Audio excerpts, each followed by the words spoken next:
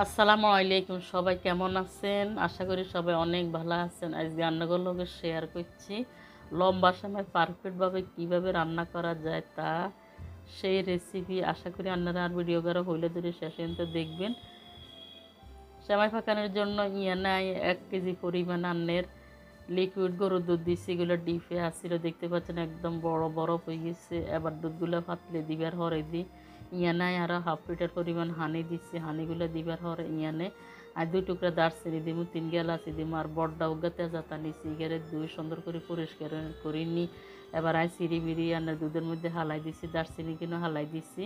তারপরে এলাচি কিনো হাডাই হাডাই আনার গোড়াগুন বার করে দিমু, মানে দানাগুন বার করে দিমু, তাহলে এটার অ্যাকশনটা তাড়াতাড়ি বাইরে যাইব গই। এবার এগুলো দিবার হরে কতক্ষণ লড়াই লড়াই লড়াই আন্নের জাল করি লমু। এর হরে দিয়ে ইয়ানে আন্নের স্বাদ মতো কিছু লবণ দিচ্ছি। যারা মিষ্টিতে লবণ খান তারা, মানে সেমাইতে লবণ খান তারা লবণটা দিতেন হারেন, না খাইলে অ্যাভয়েড করতে পারেন। এরপরে ইয়ানে 1.25 কাপ পরিমাণ চিনি দিচ্ছি। আয়ার পছন্দ অনুযায়ী চিনিটা দিচ্ছি, আন্নারা আন্নাগো পছন্দ অনুযায়ী কম বেশি দিতেন হারবেন, কোনো সমস্যা নাই। এবার চিনিগুলো দিবার হরে দিয়ে আবার লাড়াই ছাড়ে ইয়ানরায় মিশাই লইছি। এ পর্যায়ে দুধের মধ্যে 1/2 কাপ পরিমাণ নারকেল কোড়াই দিচ্ছি। এই কোড়ানি নারকেল কিনা আর ডিপ ফ্রিজে আসছিল, একদম কালারটা একটু চেঞ্জ হয়ে গেছে, কিন্তু অনেক ভালো আছে। আপনারা চাইলে তাজা নারকেলও দিতে পারেন, অথবা বাজারে যে কেনা নারকেলের পাউডার পাওয়া যায় ওইগুলো দিতে পারেন, কোনো সমস্যা নাই। সবগুলোর স্বাদ একই রকম হইব। এবার নারকেল কিন্তু দিবার হরে দিয়ে সুন্দর করে লাড়ি চাড়ি মিশে লইছি। এবার এখানেও গাবলা লইছি, গাবলার মধ্যে এরকম লম্বা 1 প্যাকেট সেমাই লইছি।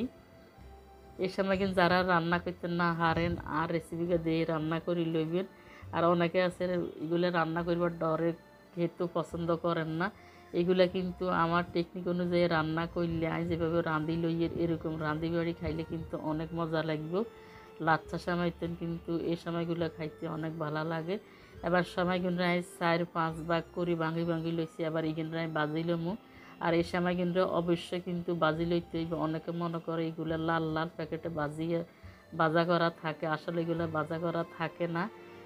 এগুলারে একটু উল্টায় পাল্টায় সুন্দর করে বাজি লই, এগুলা রাঁধি লইলে কিন্তু খাইতে অনেক ভালো লাগে, জড়জড়া হয়। আর এগুলা না বাজি রান্না করলে কিন্তু এগুলা আড়া আড়া ওই যে খাইতে কিন্তু একদমই ভালো লাগে না। এবার আমি বাজতে বাজতে আরও লাড়ি চাড়ি লইয়ের আর না ভাঙি লইলে কিন্তু লাড়তে ছাড়তে বাজাটা সুন্দর হইতো না। এর হরে আমি উল্টায় পাল্টায় সুন্দর করে এখানে ভাজি লমু। সবগুলো সেমাইরে আমি 2 ভাগ করে ভাজি লইছি। এদিকে তো দুধগুলা নারকেলগুলো সুন্দরভাবে জোশ হইতেছে। আবার এখানটা লাড়াই চাড়াই দিয়ে এগুলোর 10 মিনিট জাল করবার পরে দিই। এবার দুধটা একটু ঘন আইব, তারপরে আর সেমাইগুলারে দিয়ে দেবো। এই উতরানির মাঝে কিন্তু ইয়ানে 1 কাপ পরিমাণ আমি বাদাম দিছি। এই বাদামগুলো অবশ্যই দিলে কিন্তু সেমাইটা অনেক ভালো লাগে খাইতে। আর সেমাইগুলা ভালো করে সিদ্ধ করতে হইব দুধের লগে, তাহলে আরও ভালো লাগবে। আমি এখানে চীনা বাদাম ব্যবহার করছি, আপনারা যে কোনো বাদাম এখানে ব্যবহার করতে পারবেন। দুধগুলা কিন্তু সুন্দর হয়ে গেছে, আমি চুলাটা বন্ধ করে দিচ্ছি। আমি আন্নের দুধ গিন্ডে ইলেকট্রিক চুলা রান্না করছি। চুলাটা বন্ধ করে দিবার পরে দিই আন্নের দুধ গিন উত্তরানি থেকে একদম একটু ঠান্ডা হয়ে গেল, তারপরে সেমাইগুলা দিতেছি। একদম গরম গরম দুধের মধ্যে আন্নের সেমাইগুলা দিলে সেমাইগুলো একদম আড়া আড়া হয়ে যাবে, খাইতে কিন্তু ভালো লাগবে না। দুধগুলোরে হালকা ঠান্ডা করি সেমাইগুলো দিয়ে লাড়ি চাড়ি মিশাই লইলে সেমাইগুলো একদম পরিপূর্ণভাবে সিদ্ধ হয়ে যাইব এবং এগুলা খাইতে কিন্তু অনেক ভালো লাগবে, জড়জড়া থাকবো। এবার আমি সুন্দর করে মিশাই লই এর সেমাইগুলোরে। এবার সেমাইগুলো তো রান্না কমপ্লিট হয়ে গেছে। এর পরে দিয়ে ইয়ানায় 1 মুঠ পরিমাণ কিশমিশ দিচ্ছি। আর কিশমিশটা আপনারা অবশ্যই সেমাইটা ওই যাবার পরে দুধের মধ্যে দিবেন। সেমাই হইবার আগে দুধের মধ্যে কিশমিশ দিলে কিন্তু দুধগুলো হাঁড়ি হাঁড়ি যাই হগই। আর সেমাইগুলোর মধ্যে দুধগুলো দেখতে সরা ভরা লাগবে, খেতে এত একটা ভালো লাগবে নয়।